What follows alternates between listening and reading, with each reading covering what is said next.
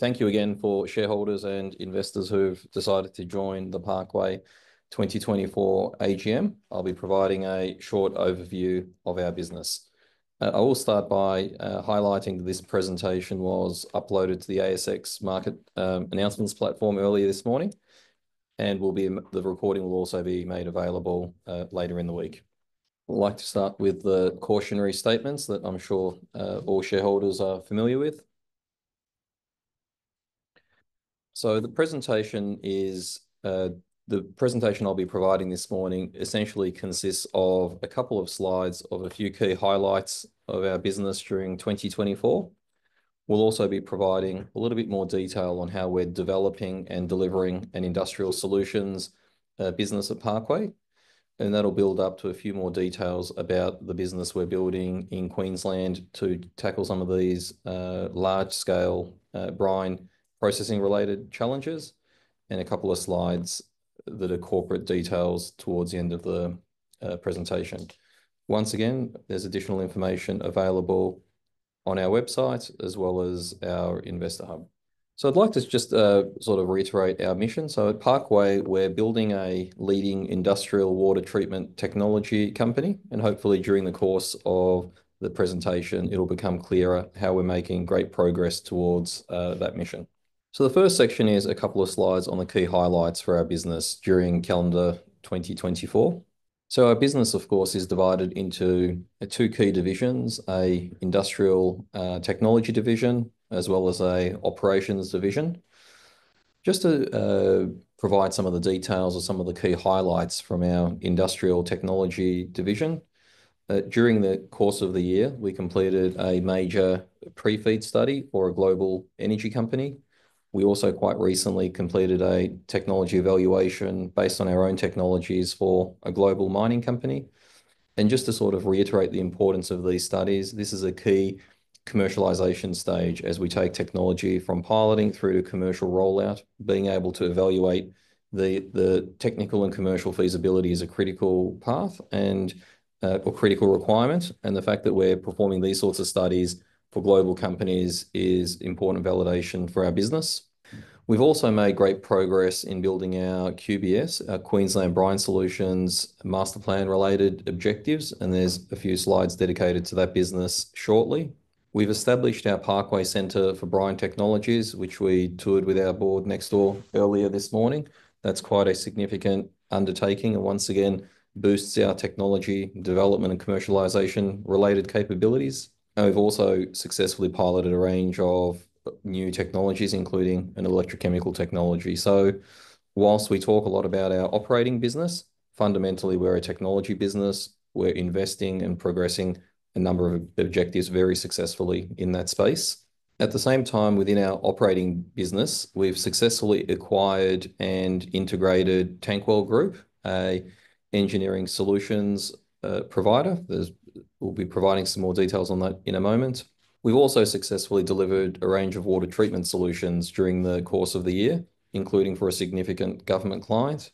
And we continue to expand our industrial client base, which again helps us scale up our business and importantly provides us a platform to be able to roll out our technologies. Also, a brief summary on our financial performance. During the year, we achieved record revenue growth of just shy of $9 million. These are operating revenues. The strong operating performance importantly marks a transition to profitability, which is an important milestone for our business. We also made some progress on strengthening our balance sheet during the course of the year by performing a capital raising and associated term loan facility, which really has bolstered our financial position and provides us with more operational flexibility, how we build our business. So really, all in all, quite a productive year, 2024. On the 13th of March, 2024, we acquired Tankwell Group. We also, together with the board, visited the operations yesterday.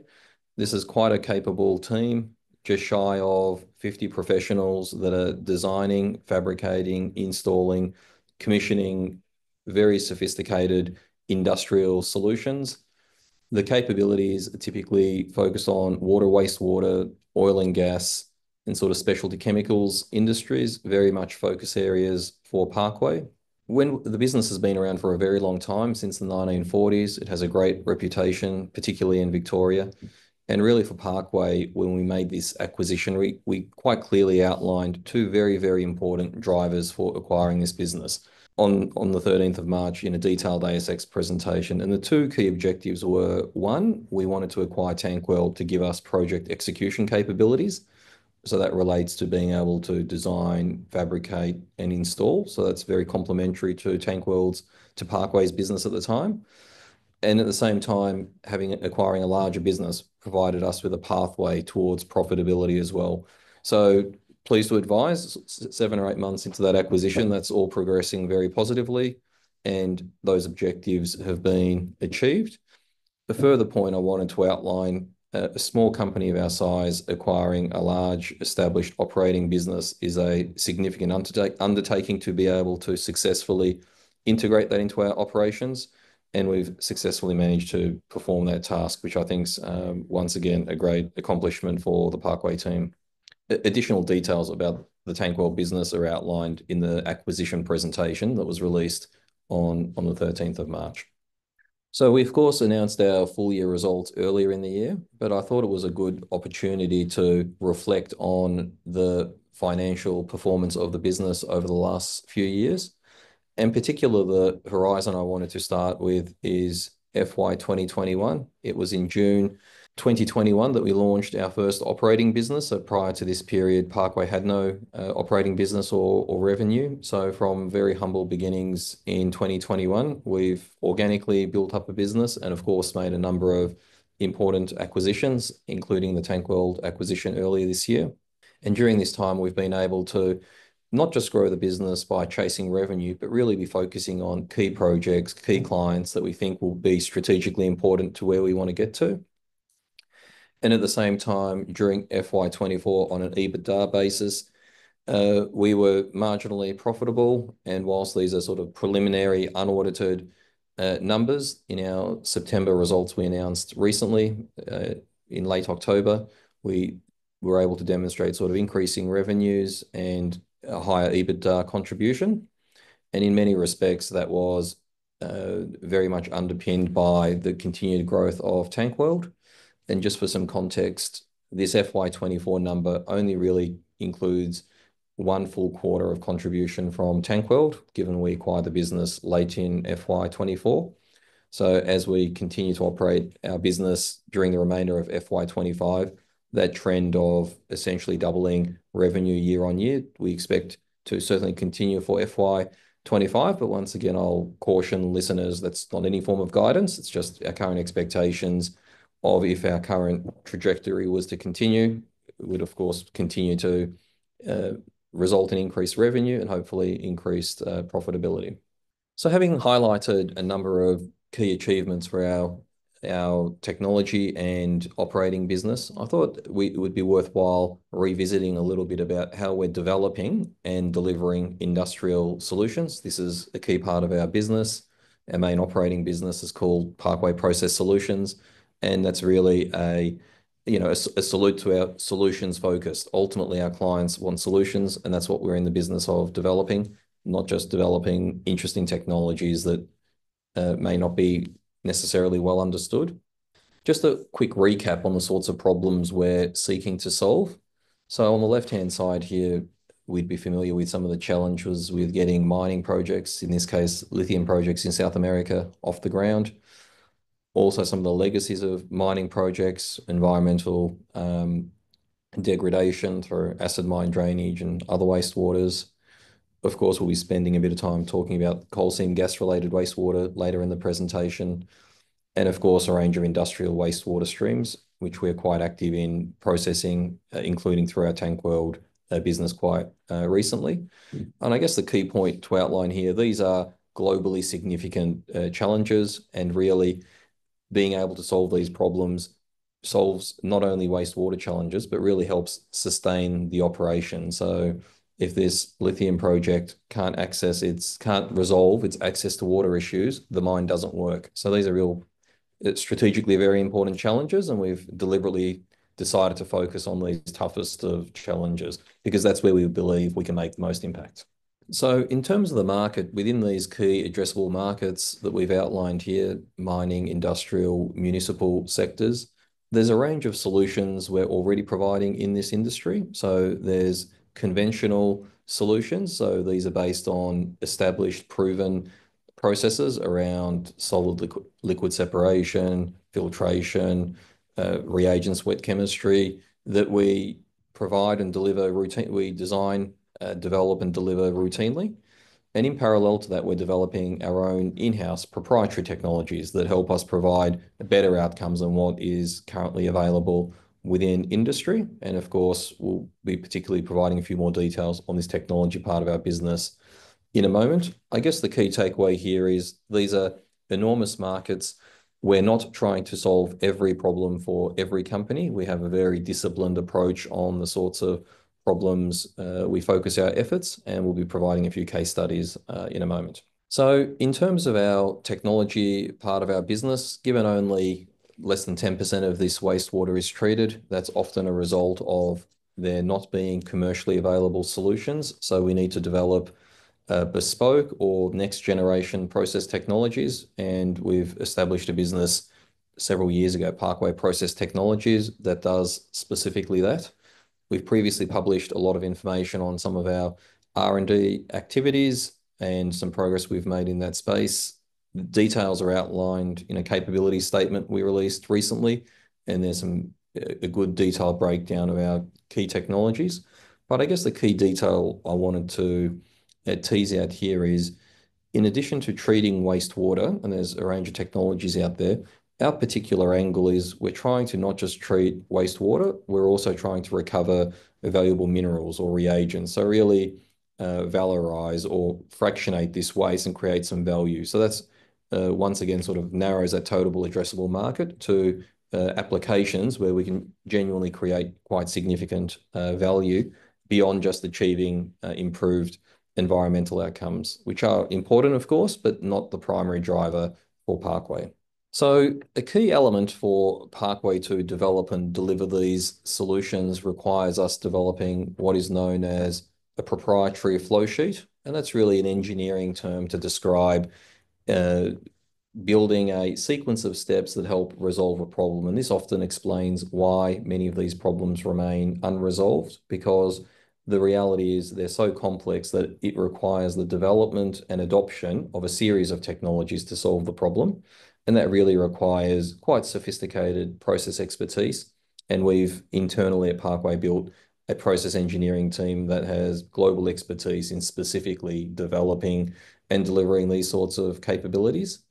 And really going back to that objective, the objective for us is to work on these challenging projects and develop a process based on typically a range of different pre-treatments. We've got a whole inventory of different options we can utilize, both conventional as well as Parkway proprietary processes. And we ultimately develop that process to deliver a solution and provide products. So what's exciting about this sort of process here, there is complexity, but it also enables us to capture significant value, because if we are the only company that can provide that solution, it's up to us to then provide or develop a business model that enables us to, capture a share of the value we create. And once again, we provide some examples of that in a moment. So having developed a range of technologies, the next important element is to be able to deliver that technology to market. And that's part of our go-to-market strategy. And several years ago, when we looked at what sort of capabilities we need to be able to utilize and consolidate to be able to deliver a solution, we require a range of leading products, membranes and pumps and process equipment.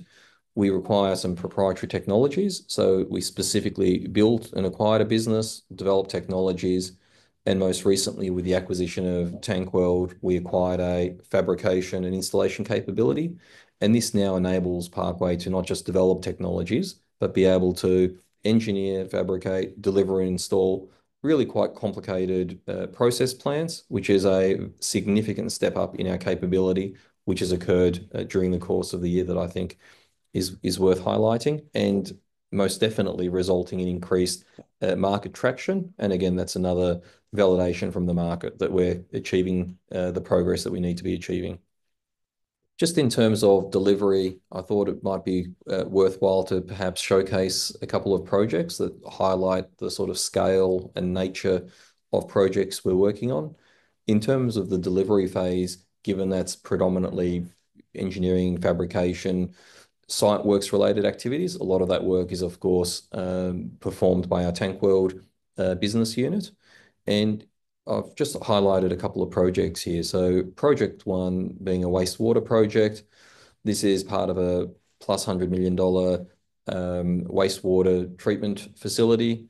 And Parkway's or Tank World scope was specifically to engineer, fabricate, install a range of these are wastewater ponds in the background. You can see sort of a black lime pond and a new pond that's lined with this white geotextile fabric.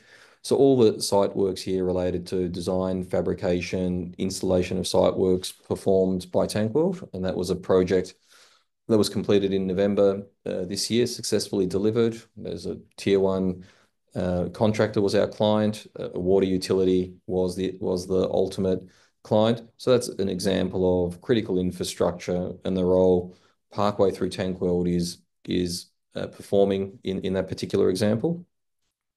And similarly, a second project, a resource recovery project we're working on. Once again, this is a significant resource recovery project. Our client is a tier one engineering company. At this particular site, the scope of the works are well in excess of $500 million. And Parkway through Tank World was involved in the early stage evaluation of that project. And since the contractor was awarded that project, Tank World expects to be awarded a series of works packages in the order of several $1 million in coming years. And it's a site we're quite familiar with. And again, this is an example of critical infrastructure where Parkway and Tank World involved in solution development and delivery. And once again, these capabilities are critical as we expand our business and work with leading mining companies, gas companies, infrastructure companies to give them the confidence that we can design and deliver critical infrastructure, because that's what our business, including our acquired businesses, have been doing for a long time. And maybe just to sort of highlight the size of the market opportunity here, particularly in Victoria, where we're based today, our head office, 2/3 of our headcount is based in Victoria. Whilst there's some budget challenges that are well publicised, water being critical infrastructure, the state government has a budget to be investing in excess of $15 billion in the next 5 years. So a lot of investment going in, and Tank World being a nominated delivery partner really is a company we expect to capture an increasing share of that market. So we've highlighted this slide sort of previously. There are a few new names in here that might be worth highlighting. Whilst companies like Cement Australia and John Holland were previously or existing Parkway customers, the scale of work that Tank World, sort of north of $1 million for each of those companies, highlights the caliber of client and the sort of end users and groups we partner with. And once again, I think this is super important, particularly for anyone who hasn't necessarily worked in a large company, being able to engage, become an approved vendor, meet all the quality, safety, all the prerequisites to really be entrusted to deliver critical solutions for major companies is a difficult task.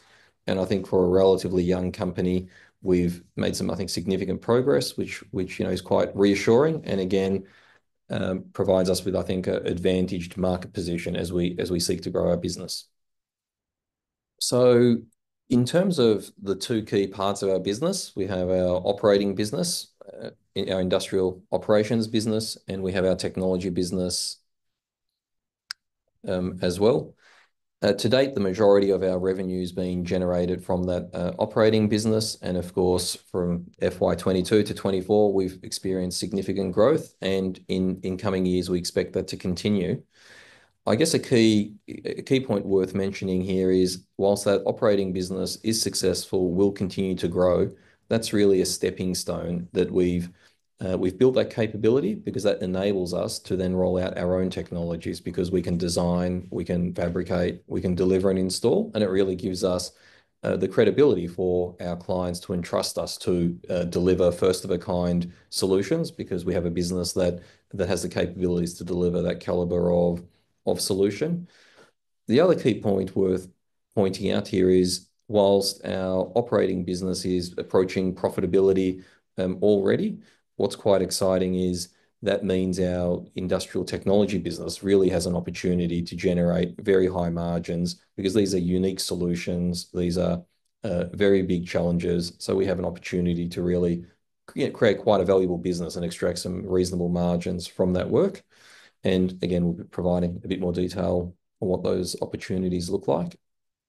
So I thought it was maybe a good opportunity to perhaps provide a little bit of a summary of where is it that we play in terms of technology commercialization and why. This is, I think, quite important, and we get, particularly from shareholders, some inquiries sometimes.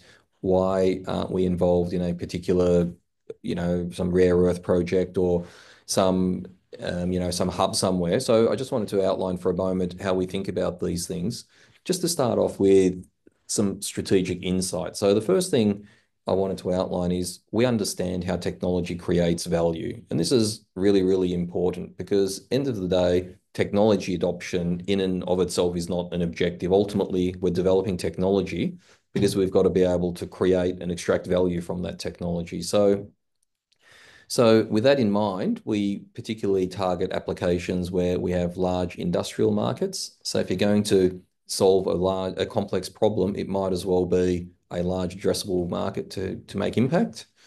We're also focused on very high value applications. So if there isn't a product we can recover or produce, whilst we may have a technical solution, it's not a good commercial fit for us. And we're quite brutal in culling those sorts of opportunities because it limits our ability to create and capture value. We almost exclusively work with well-resourced clients. So these are state-of-the-art solutions we're developing. And if the client isn't large, sophisticated enough and doesn't value these solutions, then they're often not a good fit for the sorts of problems we're seeking to solve. And as a small company on a mission, we really have a sense of urgency. So if the client or the problem isn't a problem for today and it's something that can be addressed later, then that's not really where we need to be today. We have limited bandwidth on the sorts of opportunities we can work on. So hopefully that provides a little bit of an opportunity on the sorts of technologies and the solutions they enable us to deliver and the sorts of target applications we work on to be able to create value. And I guess there's a few details here. Sort of, this is now my 5th year in this role. I became MD 5 years ago at Parkway, and I thought just reflecting on some of the trends that have sort of come and gone in our space in the last few years. A little bit reflective here, I understand, but I think it's worth outlining a few potential traps. I think that whilst we're targeting large, attractive opportunities, I think avoiding some of these traps is just as important, I think, particularly for a small company. And I guess a couple I wanted to highlight are some of these accelerator hubs. We see a lot of the large mining or energy companies, they create these accelerator hubs, and we've been invited and shortlisted on many of those. But when we get into the details, we really quickly realize these are, intellectual property sort of farming related concerns around those. They don't really help us get to where we need to get to. And similarly around, some potash projects and lithium projects, I think there's some challenges there that we've done our best to sort of steer clear of. And the last one I wanted to highlight is sort of these large tailings ponds. Whilst we all understand there's large tailings ponds, unless we can extract any value from those beyond just the environmental benefits, then there are other players who are focused on those solutions, and that's really not where we want to be. So just to sort of summarize, we're focused on some of these higher value applications, in particular what's known as high TDS, really concentrated solutions. And in particular, that's a good segue to the work we're doing in the coal seam gas industry, because it sort of ticks all the criteria in terms of these are large, high value, credible clients, and we can really create some significant value there. So it's a little bit of an overview of our achievements, how it is that we're thinking about developing and delivering solutions, and the progress we've made to date. And as part of sort of going through that hierarchy, one of the key opportunities we believe is the work we've been doing in the Queensland coal seam gas sector, particularly for treating brines. So we've included a few slides here to provide a bit of a recap of why this is a sector we're working on and the exciting progress we've made to date. So I'd like to start by sort of setting the scene here for anyone who's not familiar with Queensland. In the right here, we have Brisbane, and this is the East Coast. And of course, we have sort of Cape York here up in the north. And this is Gladstone on the East Coast, where it's a very significant industrial region. And of course, there's a number of globally significant LNG projects. In this particular case, APLNG, QCLNG led by Shell, and GLNG led by Santos. So these three large LNG projects generated $22 billion worth of revenue last year. So obviously very significant industrial operations. And all the gas that gets converted to liquid natural gas is produced upstream within the central Queensland gas fields in the Bowen Basin. So these projects have been operating for a number of years, and essentially the industry needs to keep drilling wells, gas wells, to produce gas that gets piped to these LNG plants, that gets converted to LNG that gets exported. So that's a very significant industry for Australia and particularly for Queensland. Unfortunately, as part of these gas production activities, they also produce an enormous amount of wastewater, and that's a significant constraint for the industry because the industry's ability to drill more wells and manage that waste is very much challenged at the moment. So we're focused on resolving that brine management challenge, which will enable the industry to meet the gas production requirements for not only for these export plants, but also domestic gas. Much of Eastern Australia's gas supplies, including 20% of Queensland's primary energy, is supplied by these gas fields. So a very significant industry.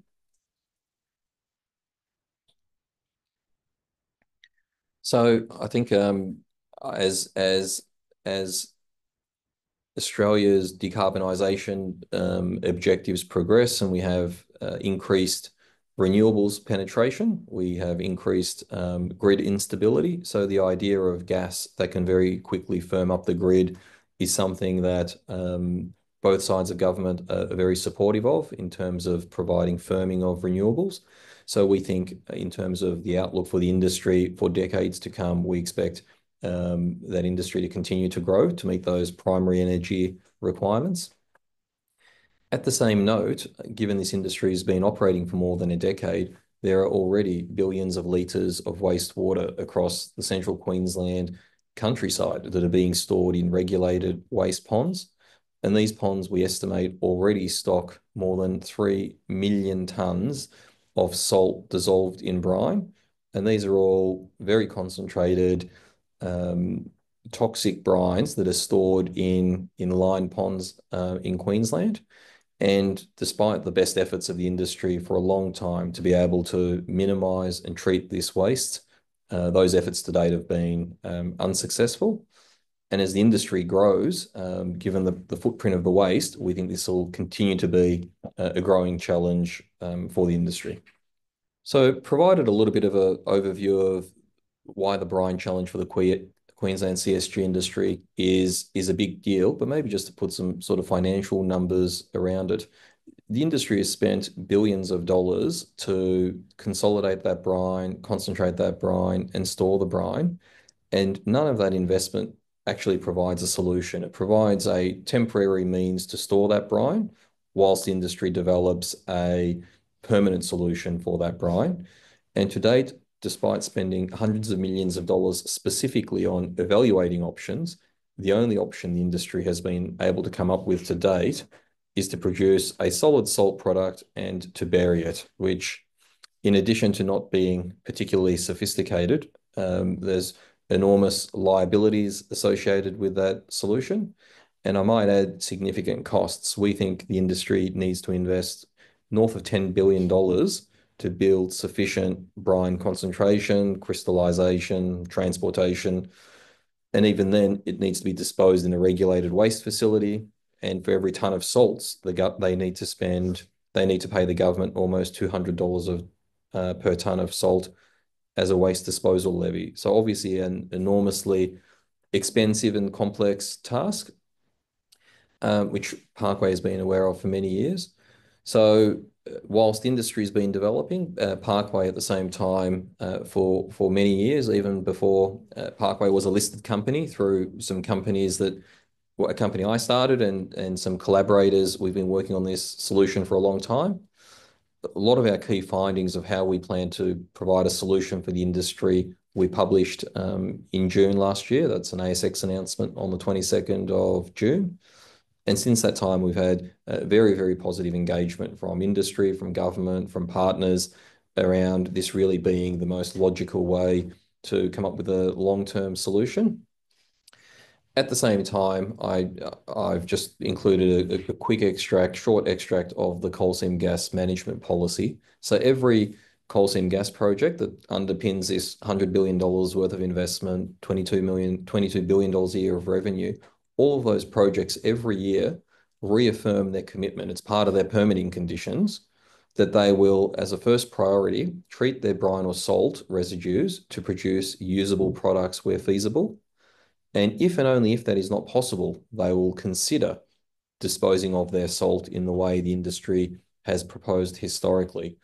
And from a Parkway perspective, we strongly believe that we're the only company that's developed a solution that can actually achieve this priority. So I think going back to the importance of developing technology that gives you power, that helps you capture value, we've been very systematic in this process, and we're building a business that hopefully will enable us to provide these solutions and capture significant value.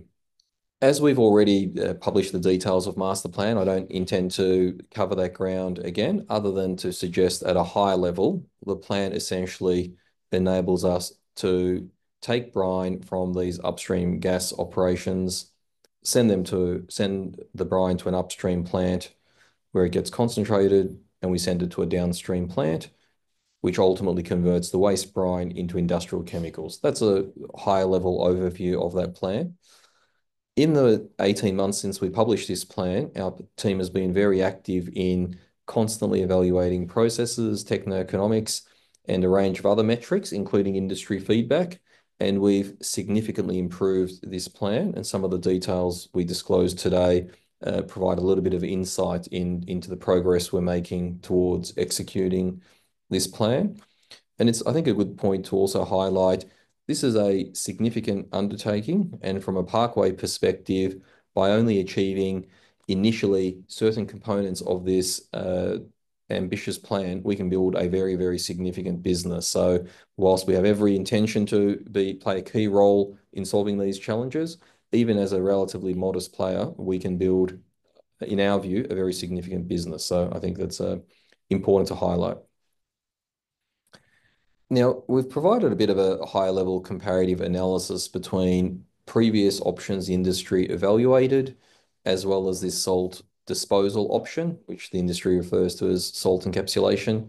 I won't go into all the details around the merits of each, but on each of environmental, social, but particularly financial metrics, the solution we've developed is overwhelmingly a vastly superior solution, and industry is also of that view. So it's really on Parkway to be able to ultimately develop and deliver a solution for this problem. So just again, a bit of a recap of the storyline. That first Shell-led QCLNG project kicked off construction in early 2010, and about the same time we commenced R&D activities working in these types of brines. So this really has been a long journey. And I guess I highlight this to sort of highlight the challenges for any other alternative and how long it takes to really develop, a very valuable and differentiated sort of solution. Because from the outset, the sorts of problems that somebody less familiar with the sector may think exist, and once you get into the details and you get this customer feedback, you sort of realize there are a range of additional challenges to providing solutions. So that's a long journey we've been on and really sort of culminating in a very exciting phase of growth for the company. So having outlined why we're building a technology business, why one of the focus areas is coal seam gas, why it makes sense, we've in the last year or so established a business, Queensland Brine Solutions, recently that is specifically focused on solving this problem. As part of the master plan, we've developed an integrated brine management solution, and the core purpose of Queensland Brine Solutions is specifically to use a technology-based approach to resolve these issues by taking the waste brine and producing industrial chemicals. And that's super important to keep this in a dedicated vehicle because there's a range of funding opportunities, whether it's government or industry or other strategic participants that are very interested in partnering with us to be able to assist us provide a solution given the scale of the problem. And in terms of why QBS is leading this initiative, ultimately this is our technology. We understand what the solution requires, and we want to be partnering with groups that can help us deliver these solutions and also capture some of that value. So again, this is a bit of a flow chart. I won't go into all the details other than to outline how we've gone about implementing our master plan related objectives. So essentially where we've arrived at is we've identified 2 upstream hubs, essentially one in the north, one in the south of the Bowen Basin. And our goal is to transport all the brine from these upstream projects, whether it's directly or whether we pre-concentrate or we pre-treat. There's a range of different drivers there as to what makes sense. And there's also additional brines, including conventional oil and gas, as well as some of these deeper gas fields being drilled south of the Bowen Basin and other industrial wastes that we're working on. So our goal is to establish a hub in the Bowen Basin, and the capacity of that project is that will treat half the industry's brine. At a later date, we'll build a hub in the north. And the goal is to transport all the brine and salts from these projects to a central downstream hub, and that will convert these chemicals into industrial chemicals that are very highly valuable and in demand for industry, particularly for critical minerals production. And it was only earlier this week that legislation was introduced for a production tax credit for critical minerals processing in Australia, which specifically requires these chemicals. So this really is strategically important to develop this solution, not just for the energy industry, not just for energy security, but also for the development of future industries. And from a Parkway perspective, just to highlight how our QBS business will participate in these opportunities, there's really 3 tiers of opportunities. So there's opportunities for us to build small containerized solutions on site, on a client site to concentrate or pre-treat some of these brines. So they're typically $2, $3, $5 million solutions, and they're of a scale and nature and sorts of processes that Parkway can readily design, build, install those and own and operate those solutions. So that's something we're doing a fair bit of work at the moment. And one of the reasons we've sort of highlighted some of our capabilities earlier in the presentation. And those brines then get transported to a single upstream hub. We already have a hub location next door to the largest upstream gas operation at the moment. We have several sites shortlisted. We have several secured under a MOU, and we're working through commercial arrangements to secure that site and enable us to provide what is essentially a liquid waste management solution. And the reason this is important, ultimately, these gas companies are not necessarily the owners of complex wastewater management infrastructure. They want to pay a fair cost to treat their brine and continue focusing on their core business. So from a Parkway perspective, we've identified the opportunity that by working with partners, we can provide that very valuable solution. And just to highlight a key component of this proposed facility, in our view, would be the only approved CSG brine processing facility that can permanently process this brine. And given the challenges the industry is facing to expand gas production, we think that would put Parkway and our partners in a formidable position to be able to provide a very, very valuable solution. And of course, for Parkway shareholders to capture, some of that value creation. Similarly, that plant would send its concentrated brine and/or salts to a downstream facility. And this is essentially a integrated chemical plant. Parkway, as the proponent of this plan, as the owner of the technologies, will play a key role. But ultimately, just to sort of look at order of magnitude, these are sort of sub $10 million opportunities. There's roughly a dozen or so of these available. This central hub is a sub $100 million sort of scale. The budget really is dependent on how many stages we develop the project in and the timeline, but they're the sorts of sums that Parkway should be able to sell a minority interest to maybe a waste management company that provides these sorts of solutions, that really wants to partner with Parkway to provide very, very valuable solutions. And this downstream plant will be several $100 million. So really not of a capacity or type of business that we necessarily need to be a long-term owner, or certainly not a majority owner. And we would, at the right time, seek to farm down that project. Just to provide a little bit of detail, the site we've secured for this project is an existing industrial hub, which specifically utilizes these chemicals. It's in an advanced permitting stage. It's adjacent to our key customers. We have a very detailed MOU with option agreements, and we're working through commercial arrangements at the moment.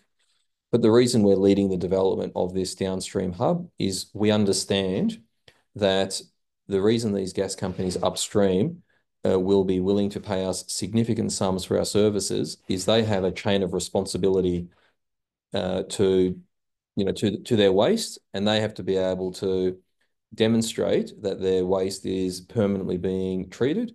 And we genuinely believe we have an opportunity to build the infrastructure that can provide the only permanent solution. So this is, I think a good case study on, the type and scale of business we're building, and I think approaching a very exciting phase for Parkway. In terms of a little bit about our business model, how we seek to execute this plan in stages. So we understand as a small company, we're not going to deliver all those stages at once, and there's a sequence we can follow. But importantly, we will be able to succeed even by building a few of those upstream plants, bringing in partners to help us develop the upstream and the downstream plant. We believe we can capture some significant value. A little bit of detail around the upstream site that we've identified. Our goal is absolutely to be the developer and operator at that particular site. We have a few pathways that enable us potentially to build that business in the near term, and we hope to be able to provide some detail on that as soon as we're able to. Similarly, the downstream plant location, we're working with leading global partners and OEMs. A lot of our team members have worked in this electrochemical field for big engineering companies, so it's an area we understand well. Similarly, we're working with a chemicals division of Worley, based in North America, to provide us support to develop that solution. Similarly, we're working with off-takers of those chemicals, and we're hoping potentially before the end of the year to be able to disclose our partners on this downstream hub, given how significant an undertaking that is. At the same time, given Queensland Brine Solutions is the owner of this technology, is supported by Parkway, has a range of commercial partnerships and alignment, we think QBS is very well placed to play a leading role in providing this solution. So that's really a quick summary of our coal seam gas related activities. Really significant progress to date, and unfortunately not in a position to provide more commercial details right at this moment, but that's progressing very, very positively, and really sets us up very strongly for a strong year next year. And just to summarize, I've only got a couple of slides on some corporate details, just a little bit of a quick snapshot on our company. For those who are new to Parkway, we essentially have a $35 million market capitalization, so very much still a small company. Importantly, our top 20 shareholders own just over half the company, and our top 50 shareholders own just over 2/3 of the company. So we have a strong shareholder base, and despite having significant number of shares on issue, I think the register is relatively tight for a company of our size. Well funded. These are unaudited numbers, but as of, I think it was last Friday, $3 million in the bank. We put in place a $4 million term loan facility mid-year. We've only drawn the initial drawdown of $1 million and don't expect to tap that facility for operations, although it may assist us with some inorganic opportunities depending on how a few things progress. So yeah, very tight register, very well funded and supported by a very experienced board. We had good deliberations as a board yesterday, some site visits and sort of further board meeting today, and it really makes my job a lot easier to have the support of such an experienced and accomplished group of directors. And final slide, just to sort of summarize, we've built I think quite a impressive technology division, which will help us create and capture significant value. Our operating business, underpinned by our recent acquisition of Tankworld, is progressing very positively. The fact that that's enabling us to, approach profitability, cash flow break even, hopefully in the near term, I think is a good testament to the operating experience and discipline we have as a company. We're executing on our strategy, I think quite successfully. We've touched on the financial performance, and once again, we have quite a experienced team. And I think this final point around having an owner mindset is very, very important. And as we grow, we'll do our best to continue to ensure we have a committed, motivated, aligned team that's, very much focused on our mission at hand. And I guess final summary is we're essentially providing industrial solutions today, whilst we're working on the next generation of solutions for tomorrow. So that's a good recap of the business that we've built and how it positions us for calendar 2024. And finally, would like to thank all our shareholders for their support during 2024. And whilst we'll be working up until Christmas, happy to sort of take any questions regarding our business, our performance to date, or the presentation more generally. So thank you everybody for your time.